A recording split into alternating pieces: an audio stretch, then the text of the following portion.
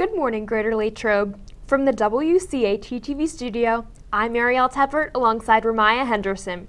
Coming up in today's show, 6th grade camp applications are due, capstone students have the opportunity to participate in the animal show, and reporter Alexis Knoll highlights the Pep Club's work to raise money for the Kidney Cancer Foundation. All this and more on your WCAT-TV News. The Social Studies Department is hosting activities during February in recognition of Black History Month. Today, Mr. Trenton will be showing a documentary and holding a discussion on the African American Baseball League in H203 during the first half of Lunch and Learn. Mu Alpha Theta is looking for students to create a Pi Day t-shirt design.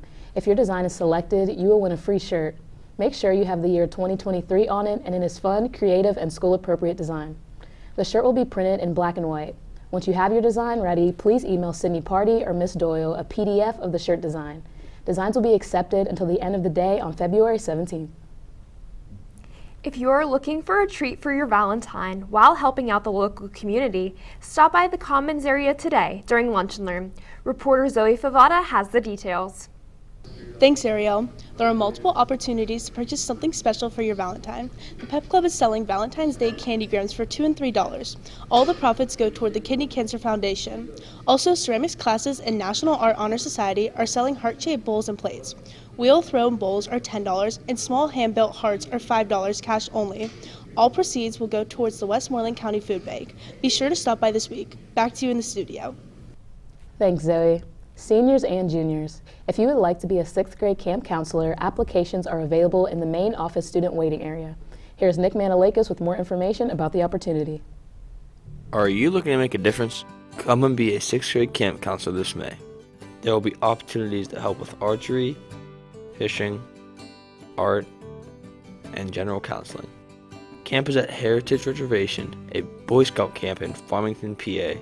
Camp is 3 days and 2 nights. So you will need the necessary clothing for activities, sleeping, and weather precautions. We know you will have a great time helping the students, and we hope to see you there. Today is the final day to apply to the program. With the warm weather this week, it seems like May and 6th grade camp isn't that far away. Let's get a check on the weather. We go to Gianna Lewis for your 3-day forecast.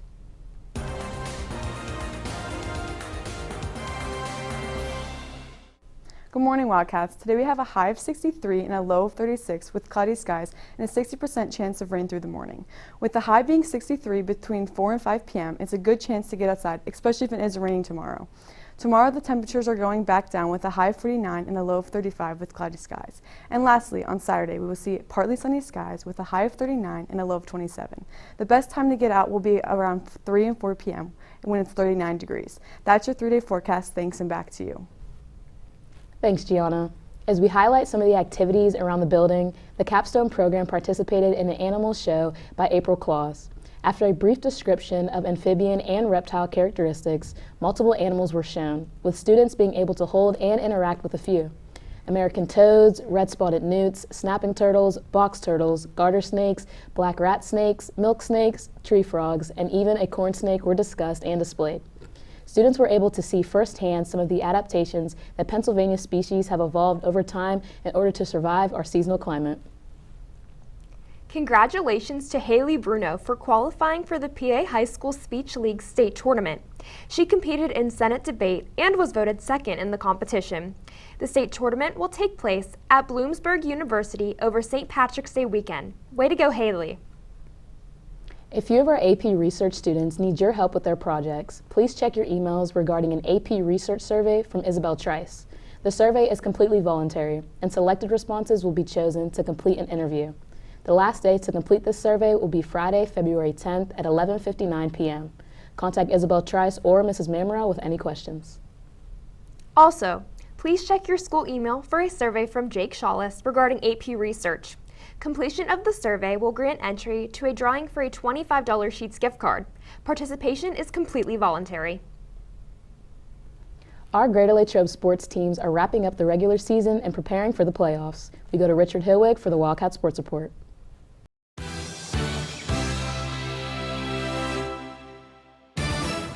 Good morning, Wildcats. Today the swimming and diving team has a meet tonight here at home at 6 against Franklin Regional. Also, the Ice Cats are back in action tonight against the Butler Golden Tornadoes at 9:15 at Kirkniven Arena. The Cats are looking to snap a 2-game losing streak after losses to Thomas Jefferson and Penn Trafford.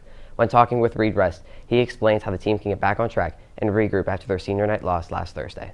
Reed, after 2 straight losses to Thomas Jefferson and Penn Trafford, how do you guys get back on track? I think, it was a little bit of an eye-opener. We were playing some really great hockey during the Christmas tournament, and really ever since then. Played some really great teams and just been playing really well as a unit. And I think we kind of let our foot off the gas a little bit, and, it came back to bite us. So I think it's really an eye-opener, and just lets us know that we gotta put our foot down and just get to work, and we can't take any time off, and, we just got to get the job done. So I think we've been really working hard in practice, improving on the areas of the game that we need to. So I think we're ready to go. Now, playing on senior night can be emotional. Now, how much did you want to win that game more than any of the other games that you guys have had, given the fact that you have 14 seniors? I mean, obviously it was super special night. Can't even describe the feeling. Just super special. Just very proud of all the work we've put in. I think that's a celebration of that, and all the time that our parents, our friends, our family, our coaches have shown towards us and put towards making us better players. So obviously we really wanted to come out with a win, and it was unfortunate that we couldn't pull off the win, but I think it makes us hungrier than ever and makes us really want to push towards getting our goals and achieving them. That's all for Wildcat Sports. Now here's Joe Coletti with National Sports. Hey Wildcats, in sports on Tuesday, your Pens played their first game back since the All-Star break against the Cup champs, the Colorado Avalanche. Former Penguins forward Evan Rodriguez made his return to Pittsburgh with his new Avs team. However, his homecoming was spoiled with a 2-1 win in overtime for the Pens. Avs forward Nathan MacKinnon opened the scoring with a goal late in the second to make it 1-0, and the Pens continued to get chances but couldn't squeak one past goaltender Pavel Francouz. Finally, late in the third, a goal by Pens forward Brian Rust tied it up and sent it to overtime, where Pens defenseman Chris Letang won it. The Penguins now head out to the West Coast for games against the Ducks, Kings, and Sharks on Friday, Saturday, and Tuesday. Also on Tuesday, LeBron James passed Kareem Abdul-Jabbar for most points in NBA history. However, the Lakers still lost the game to the Thunder by a score of 133-130. Coming up in the weekend, both the Eagles and Chiefs prepare to face off against each other in the Super Bowl on Sunday at 6 p.m. That's all for sports. Back to the studio. Thanks, Joe. The Pep Club not only cheers on our athletes, but also supports local initiatives. Reporter Alexis Knoll highlights how this group is working to improve our community and honor a beloved teacher. All the clubs at Greater Latrobe High School are unique in their own way. This year, the Pep Club is starting a new school tradition that gives back to the community in its own special way. Pep Club was a club for many years at Greater Latrobe before the pandemic. After 2019, the club fell apart and was no longer a thing until it was brought back by 2 seniors in 2021. Pep Club is a really fun way to show school spirit. We do many things throughout the year. We coordinate spirit weeks, and we sell different things and have different fundraisers and activities going on, and it's just a really fun way to get everybody involved in the school and really get everybody excited about showing school spirit. In order to construct these many different events and activities, the Pep Club has a very particular schedule they follow to ensure that all events will run smoothly. So behind the scenes, the Pep Club officers, we meet about once a month to discuss future events and things that we want to plan. And we basically organize everything, get everything together, and then we get ready for the whole club meeting that we have once a month. And also during our officer meetings, we discuss any meetings or discussions that we have to have with staff of the school to organize events. Even with all these meetings during school, the real planning comes before August. Alexis and I met over the summer to start discussing ideas for Pep Club and landed on the idea of doing a mini-thon. Many schools around us have started this, so we wanted to bring the tradition here. We decided to donate the proceeds to the Kidney Cancer Foundation in honor of Mr. Ferrero, who made a lasting impact on our school. With bringing a new tradition like this to Latrobe, there is still a lot of questions about what this event really is and how all of these smaller fundraisers lead up to it. Mini-thon is an overnight event where students can come participate in many activities, win prizes, and hang out with friends in order to donate funds to such a great cause. Our past fundraisers we did were the cornhole tournament where students could pair up, come in. We had food and drinks, we played games, and our winners were Corey Borio and Nate Roth. We also did Build a Princess Day where students could donate money to various teachers, and the more money they raised for the cause, the more they dressed up. With putting an event like this on in the spring, The club needs all the help and involvement they can get. One way that students can get involved is by coming to meetings and participating in our small fundraisers throughout the year, next being Candygrams and Penny Wars. Mr. Ferrara made a long-lasting impact on our school, and holding this event is a great way to give back in honor of him. Reporting from WCAT-TV, I'm Alexis Knoll. Thanks, Alexis. You can support the Pep Club with their Valentine's Day Candygram sale. If you're interested in joining the club, their next meeting will be on Tuesday, February 14th during both Lunch and Learn 1. As we approach scheduling meetings, junior students interested in learning more about the Allied Health Professional Internship Program should plan to attend a meeting with the instructor on February 23rd during Wildcat time in the library classroom. This one-semester course allows students to earn certifications and complete healthcare job shadowing opportunities. If you have questions or would like to sign up for the meeting, visit the counseling office. Another career pathway opportunity is the Lunch and Learn Guest Speaker Series. The series begins this week and will continue weekly throughout the remainder of the school year. Presenters from various career pathways will visit during Lunch and Learn in the auditorium.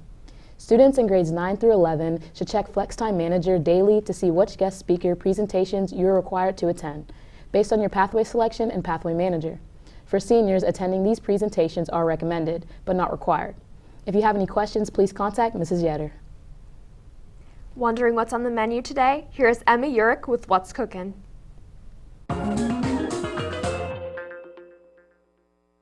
What's cooking, Latrobe? Today is Thursday, February 9th, and cooking up in the main line, we have General Tso chicken with fried rice and broccoli tops. In the sandwich line, we have a hamburger, cheeseburger, or chicken patty. The pizza options for today are homemade cheese or pepperoni pizza. Finally, in the grab-and-go bar, we have fresh salads and deli hoagies. The soup of the day is hearty potato. That's what's cooking. Thanks, and back to you. Thanks, Emma. Anyone interested in becoming an American Red Cross lifeguard should contact Ms. Zingas. She is holding a full certification course as well as a brief recertification course this April. Spots are limited, so contact her ASAP to register. We've covered our school news. Now let's take a look at what is happening around the world. Here's Emily Sweeney with Wildcat World News.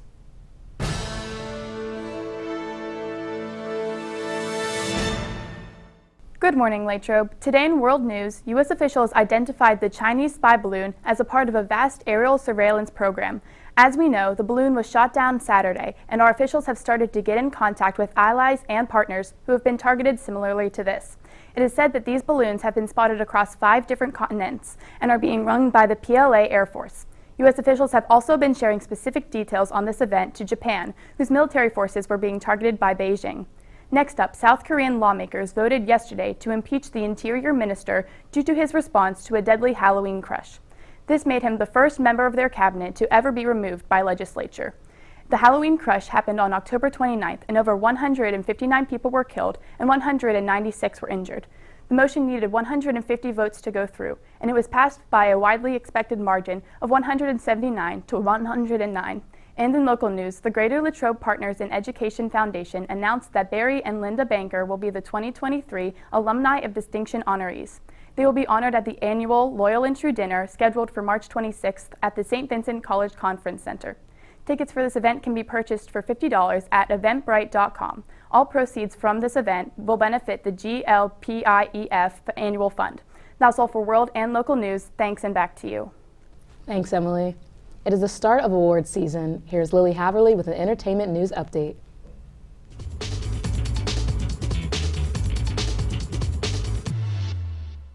Good morning, Wildcats. This past Sunday, the 2023 Grammys were held, presenting many musical performances alongside the award ceremony itself. There were plenty of well-deserved awards throughout the night, including but not limited to Lizzo for Record of the Year, Samara Joy for New Artist, and Adele for Pop Solo Performance. But one of the many standout awards of the night was Viola Davis winning Best Audiobook for her autobiography, Finding Me. Now, the award itself wasn't what made headlines, but it was the fact that this was the last award Davis needed in order to achieve EGOT Award winner status. Already being awarded with an Emmy, Oscar, and Tony, the acclaimed actress has now joined this exclusive club, along with the likes of Audrey Hepburn, Rita Moreno, John Legend, and more. That's all for entertainment news. Thanks, and back to you. Thanks for tuning in to this edition of WCAT TV News. Have a great day, Latrobe. We are GL. Go Wildcats.